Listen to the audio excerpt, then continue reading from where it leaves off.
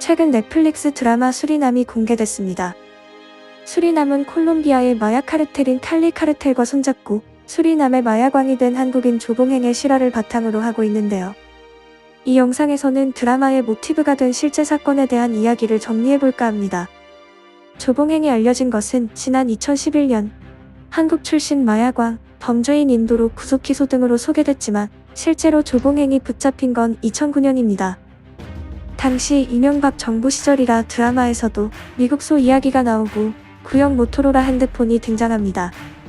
놀라운 것은 조봉행을 잡기 위해 국가정보원과 국내 민간인이 함께 참여했다는 것입니다. 영화보다 더 영화 같은 사건이었습니다. 2009년 7월 23일 오후 5시 브라질 상파울루의 과릴류스 국제공항. 권총과 방탄조끼로 무장한 브라질 연방경찰 8명이 잔뜩 긴장한 표정으로 입국장 주변에 잠복해 있었습니다. 그곳에는 남미 마약왕인 조봉행을 검거하기 위해 한국의 국정원 요원들과 협력자 K씨도 현장에 있었습니다. 그는 민간인 협력자 K씨의 소개로 마약 구매자를 만나기 위해 오후 5시에 브라질에 입국할 예정이었습니다. 수리남 밖으로 나오는 걸 한사코 거부하던 조봉행을 1년 가까이 어르고 달래며 브라질로 유인했습니다. 그런데 약속 시간이 넘도록 조씨는 나타나지 않았고 예정됐던 비행기의 탑승자 명단에도 이름이 없어 브라질 경찰이 철수를 주장했습니다. 보통 마약 거래에서 약속 위반은 흔한 일이었습니다. 자칫하면 모든 작전이 수포가 될 뻔한 그때 민간인 협력자 K씨가 휴대전화를 꺼내더니 조봉행 측과 통화를 시작했고 K씨는 일정에 차질이 생겨 늦는다고 한다. 조금 더 기다리자며 브라질 경찰을 설득했습니다. 그런데 사실 이 통화는 거짓이었다고 합니다. 철수를 늦추기 위해 K씨가 순간적으로 기지를 발휘했던 겁니다. 그렇게 다시 초조하게 기다리길 2시간여 조씨 일당이 입국장의 모습을 드러냈습니다. 그리고 그들을 잠복해 있던 경찰이 덮쳤습니다. 미국 마약 단속국이 헬기를 타고 수리남 본진에서 검거했다는 영화와는 이 부분에서 각색의 차이를 보이고 있습니다. 마약왕 조봉행이 수리남과 처음 인연을 맺은 것은 선박냉동기사로 일하던 1980년대부터였다고 합니다.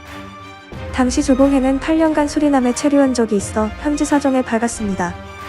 수리남에 오기 전 조봉행은 국내에서 빌라 건축을 미끼로 10억 원가량을 가로챈 뒤 수배를 받고 수리남으로 도망쳤습니다.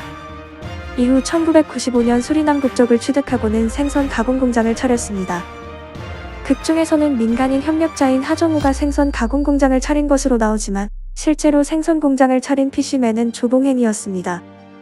중국인 등을 미국, 유럽으로 밀입국시키는 사업도 벌였습니다. 하지만 유가 상승과 단속 강화로 사업이 어려워지자 마약에 손을 대기 시작했습니다. 남미 최대 마약 조직인 칼리 카르텔과 손잡고 수리남 내 밀매 조직을 세웠습니다.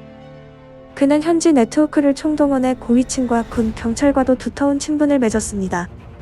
당시 수리남에 입국하는 아시아계 승객의 명단을 미리 받아볼 정도였다고 합니다.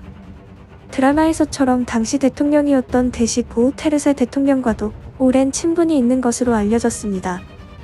보우테르세 대통령은 2000년 네덜란드 헤이그의 항소법정에서 열린 골석 재판에서 마약 밀매 혐의로 징역 11년형을 선고받은 바 있는 실제 마약사범 출신 대통령이었습니다. 이 부분도 드라마와 똑같습니다. 조씨는 수리남 내 한국 교포들을 포섭한 뒤 이들을 국내에 보내 운반책을 모집하게 했습니다. 1인당 소지량이 제한된 보석 원석을 남미에서 유럽으로 운반해주면 500만 원을 주겠다는 제안을 해 100여 명을 모았습니다. 주로 형편이 어려운 주부, 대학생 등이었습니다.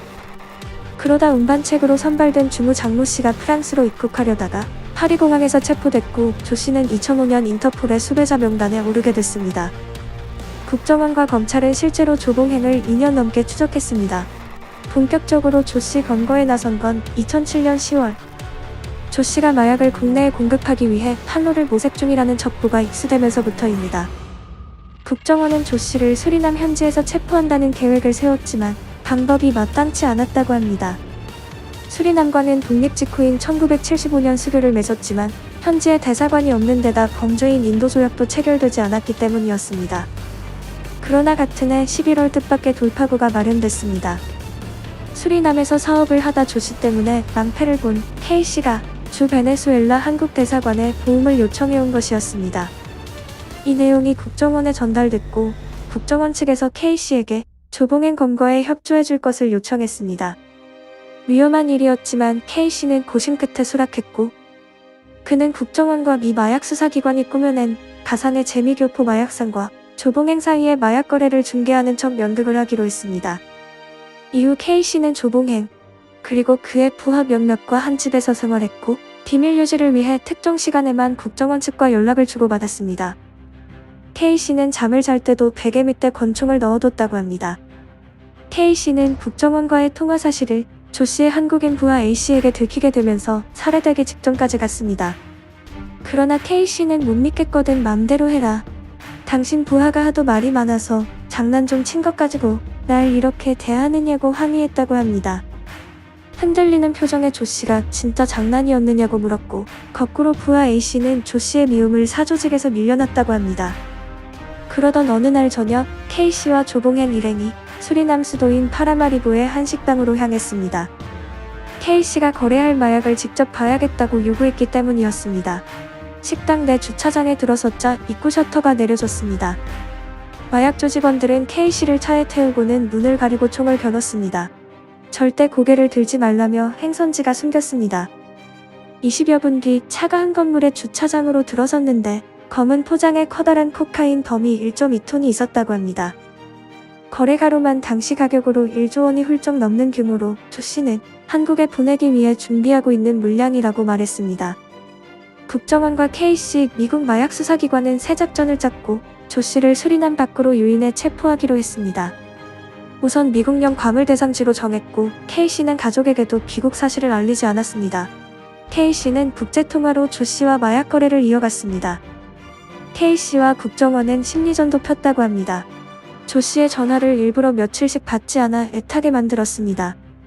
그렇게 조봉행을 범죄인 인도 조약이 체결돼 있는 브라질로 유인하기로 합니다. K씨는 안 나올 거면 거래는 없던 걸로 하자며 조씨를 압박했고 마침내 2009년 7월 수리남에서 가까운 브라질 도시인 벨렘에서 접선키로 했습니다. 결국 2009년 7월 23일 상파울루 과릴뉴스 공항에서 만나자는 약속을 받아냈습니다.